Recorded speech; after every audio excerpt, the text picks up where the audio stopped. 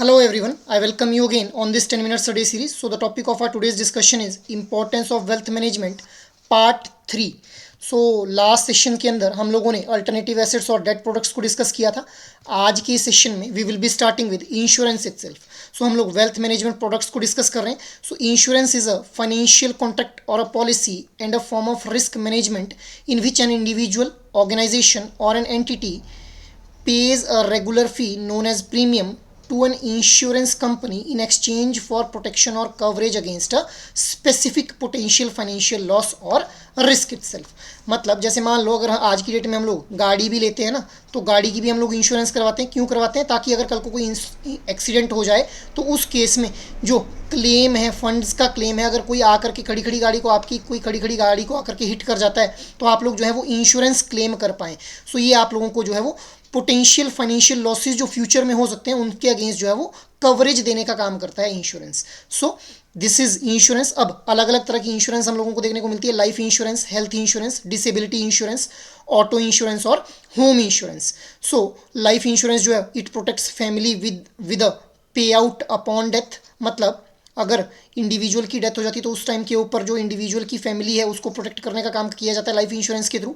Health insurance के अंदर सारे मेडिकल जो भी एक्सपेंसेस रहते हैं उनको कवर अप किया जाएगा हेल्थ इंश्योरेंस के थ्रू. इसके अलावा disability insurance provides income during physical disability. अगर किसी को फिजिकल डिसेबिलिटी हो जाती है उस टाइम के ऊपर जो इनकम है वो प्रोवाइड की जाती है with the help of this disability insurance. इसी तरह से ऑटो इंश्योरेंस, ये जो है वो व्हीकल्स को प्रोटेक्ट करने का काम करती है ऑटो इंश्योरेंस. होम इंश्योरेंस जो है it guard against property damage. अब मान लो किसी का कोई घर है, सडनली जो है कोई नेचुरल डिजास्टर आया जिस वजह से ये घर जो है वो उस डिज़ास्टर के अंदर जो है वो इसके अंदर काफ़ी ज़्यादा क्षति पहुंचती है, ये टूट जाता है, तो उस केस में जो है वो प्रोटेक्शन प्रोवाइड करती है होम इंश्योरेंस. अगर उस घर की इंश्योरेंस की गई होगी तो उसका क्लेम जो है वो किया जा सकता है. सो इसी तरह से हम लोगों को अलग अलग तरह की इंश्योरेंस देखने को मिलती है. Life insurance, health insurance, disability insurance, auto insurance, home insurance and travel insurance as well. Moving ahead, अब हम लोग बात कर लेते हैं म्यूचुअल फंड्स के बारे में. अब इसको हम लोग चैप्टर 26 के अंदर जो डिटेल में वैसे डिस्कस करेंगे, बट यहाँ पे एक ब्रीफ ओवरव्यू हम लोग जो है वो बात करेंगे म्यूचुअल फंड के रिगार्डिंग. अब देखिए होता क्या है कि मान लो कोई एक इन्वेस्टर है, वो एक डाइवर्सिफाइड पोर्टफोलियो के अंदर, वो मतलब एक ऑर्गेनाइजेशन के कुछ शेयर्स लेना चाहता है जो कि एक मेडिकल सेक्टर को बिलोंग करती है. एक ऑर्गेनाइजेशन है जो इलेक्ट्रिकल इंस्ट्रूमेंट्स है उनके एक कंपनी है. तो अलग अलग कंपनीज के अंदर एक इंडिविजुअल इन्वेस्ट करना चाहता है बट उसके पास इतना पैसा नहीं है. सो क्या किया जाएगा, मल्टीपल इन्वेस्टर्स जो हैं, जो जिनके कॉमन इंटरेस्ट होंगे with respect to the investment, उन मल्टीपल इन्वेस्टर्स के फंड को जो है वो पूल किया जाएगा और फिर एक डाइवर्सिफाइड पोर्टफोलियो के अंदर जो है वो इन्वेस्ट किया जाएगा. So a mutual fund is a collective investment pool where multiple investors combine their money to buy a diversified portfolio of stocks, bonds और other assets managed by professionals. अब ये जो म्यूचुअल फंड है इसके अंदर collective investment pool हम लोगों को देखने को मिलता है. डाइवर्सिफाइड पोर्टफोलियो मतलब स्टॉक्स, बॉन्ड्स, इसके अलावा other assets which are being managed by the professionals, उनके अंदर जो इन्वेस्ट किया जा सकता है. प्रोफेशनली मैनेज किया जाता है म्यूचुअल फंड्स को. ये काफ़ी लिक्विड हम लोगों को देखने को मिलते हैं मोस्ट ऑफ द टाइम्स. अब इनको जो है असेसिबिलिटी फॉर स्मॉल इन्वेस्टमेंट, अगर कोई ऐसा इंडिविजुअल है जिसके पास बहुत ज़्यादा फंड नहीं है इन्वेस्ट करने के लिए तो उनके लिए बेस्ट ऑप्शन रहता है म्यूचुअल फंड्स. मूविंग अहेड, अब हम लोग टाइप ऑफ म्यूचुअल फंड्स के बारे में बात कर लेते हैं. So based on the investment objective 5 तरह के म्यूचुअल फंड्स हम लोगों को देखने को मिलते हैं. पहला है इक्विटी म्यूचुअल फंड्स, जिसके अंदर इन्वेस्ट किया जाएगा स्टॉक्स के अंदर, और यहाँ पे ये जो इक्विटी म्यूचुअल फंड्स होंगे इनके ऊपर पोटेंशियल हाई रिटर्न्स जो है वो हम लोगों को देखने को मिलते हैं. तो मतलब हाई रिटर्न जो एक इंडिविजुअल इन्वेस्टर चाहता है वो इक्विटी म्यूचुअल फंड्स के अंदर इन्वेस्ट कर सकता है. इसके अलावा डेट म्यूचुअल फंड्स, जहाँ पे इन्वेस्ट किया जाता है ऐसे इंस्ट्रूमेंट्स में जहाँ पे एक स्टेबल रिटर्न्स हम लोगों को देखने को मिलती है, जैसे ट्रेजरी बिल्स. इसके अलावा बैलेंस्ड म्यूचुअल फंड्स, जहाँ पे इन्वेस्टमेंट को जो है वो इक्विटी और डेट दोनों के अंदर जो स्प्लिट कर दिया जाएगा फॉर रिस्क मिनिमाइजेशन, रिस्क को मिनिमाइज करने के लिए, क्योंकि इक्विटी म्यूचुअल फंड्स के अंदर अगर रिटर्न ज़्यादा है तो higher risk is also involve there in the equity mutual funds.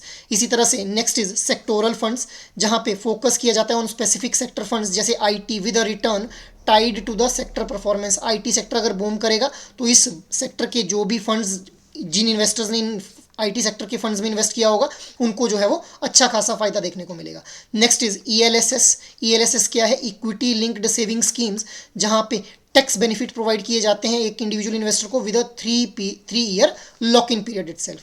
तो ये हम लोगों ने इन्वेस्टमेंट ऑब्जेक्टिव के बेसिस पे डिफरेंशिएशन देखी म्यूचुअल फंड्स की। अब based on the structure, open ended funds and close ended funds. Open ended funds किन फंड्स को बोला जाएगा, जहां पे आप जब मर्जी उन फंड्स के अंदर इन्वेस्ट कर लीजिए और जब मर्जी उन फंड्स को जो है वो रिडीम कर लीजिए। जबकि क्लोज एंडेड फंड्स जो हैं, these funds comes with a lock in period typically 1 to 3 years before redemption is allowed. मतलब इस लॉक इन पीरियड से पहले जो है वो रिडम्पशन अलाउ जनरली जो है वो नहीं की जाती है, ठीक है। सो इसीलिए इनको जो है वो क्लोज एंडेड फंड्स बोला जाता है, क्योंकि इनके अंदर एक लॉक इन पीरियड है typically 1 to 3 years। Moving ahead, अब हम लोग बात कर लेते हैं सिस्टेमेटिक इन्वेस्टमेंट प्लान और सिस्टेमेटिक विड्रॉल प्लान के बारे में। सो देखिए, systematic investment plan is a disciplined mutual fund investment approach, जहां पे investor contribute a fixed amount at a regular interval, typically monthly और quarterly, to their chosen mutual fund scheme. जिस भी mutual fund scheme को वो choose करेंगे उसके अंदर एक फिक्स्ड अमाउंट को जो है रेगुलर इंटरवल के अंदर वो डिपॉजिट करते रहेंगे और वहाँ पे जो है वो अपनी एक रेगुलर इन्वेस्टमेंट की जाएगी उन इंडिविजुअल इन्वेस्टर्स के द्वारा। अब ये जो इन्वेस्टमेंट है ये मंथली और क्वार्टरली दोनों बेसिस के ऊपर की जा सकती है। इसी तरह से सिस्टेमेटिक विड्रॉल प्लान भी होता है, जहाँ पे it enables the investor to withdraw a fixed amount at a specified interval with flexibility in choosing the withdrawal amount and frequency। मतलब एक इंडिविजुअल इन्वेस्टर जो है इस सिस्टमेटिक विड्रॉल प्लान के थ्रू फंड्स को जो है वो विड्रॉ कर सकता है एक पर्टिकुलर इंटरवल के बाद, और एक कितना अमाउंट उसने विड्रॉ करना है और कितने फ्रीक्वेंटली विड्रॉ करना है इसको वो चूज कर सकता है। On predetermined dates unit from the portfolio are sold and funds are transfer to your account itself. So ये हम लोगों ने SIP और systematic withdrawal plan that is SWP के बारे में बात की। Next is PMS। अब देखिए PMS क्या है, portfolio management services. So these are tailor made professional services offered to cater investment objective of a niche class of investor. मतलब निश क्लास कौन हो जाएगा यहाँ पे, हाई नेटवर्थ इनकम जो कस्टमर्स रहेंगे दोज विल बी द निश class of investors for portfolio management services. अब इनको भी हम लोग पोर्टफोलियो मैनेजमेंट सर्विस को हम आने वाले चैप्टर के अंदर जो है वो डिटेल में डिस्कस करेंगे। Next is real estate services. So real estate assets are significant part of a family wealth, हम लोग जानते हैं इस चीज़ को, and play a crucial role in comprehensive wealth management.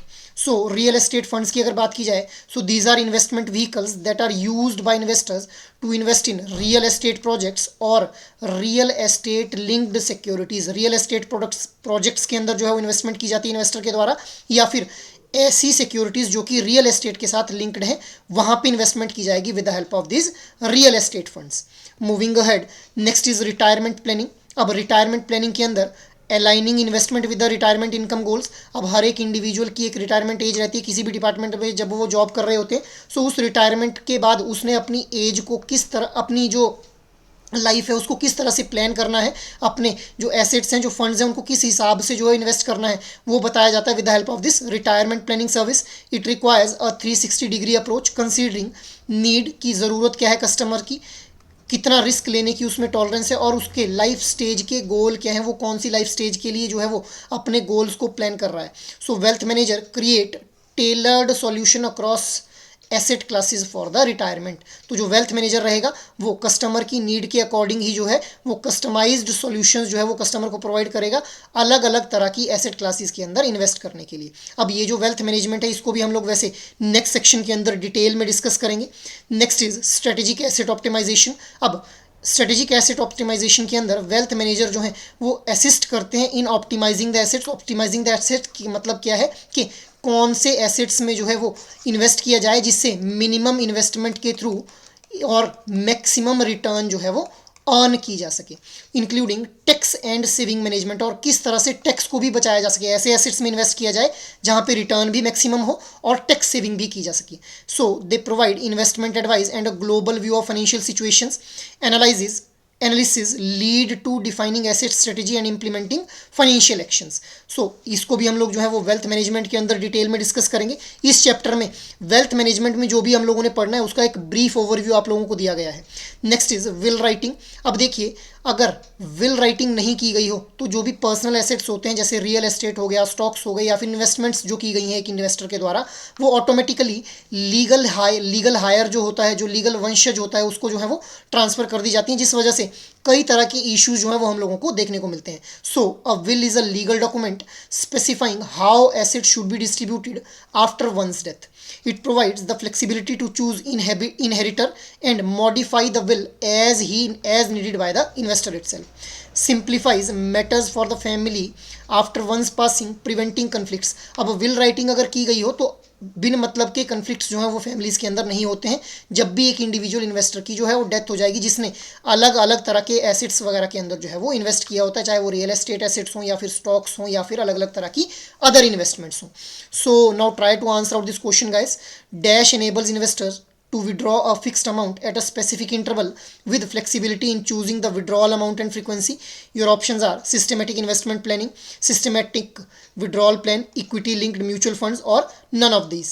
So what should be the right answer for this question? Try to answer out in your comment box. अब last session में मैंने आप लोगों से क्वेश्चन पूछा था which of the following statements regarding sovereign gold bonds are correct. Your statements were interest received on sovereign gold bond is not taxable. Statement 2, sovereign gold bonds allows customer to invest in physical gold. Your options are 1 only, 2 only, both 1 and 2, और option D था आपका neither 1 nor 2. सो इसका right answer will be option D, that is neither 1 nor 2. दोनों ही statements जो है वो गलत दी गई हैं यहाँ पे. So that is all for today's discussion. अगर ये सेशन आप लोगों को अच्छा लगा हो तो इस सेशन को लाइक शेयर और सब्सक्राइब कर लें, और अगर आपकी कोई भी क्वेरी है तो you can mail us on hello@edutap.co.in. जय हिंद.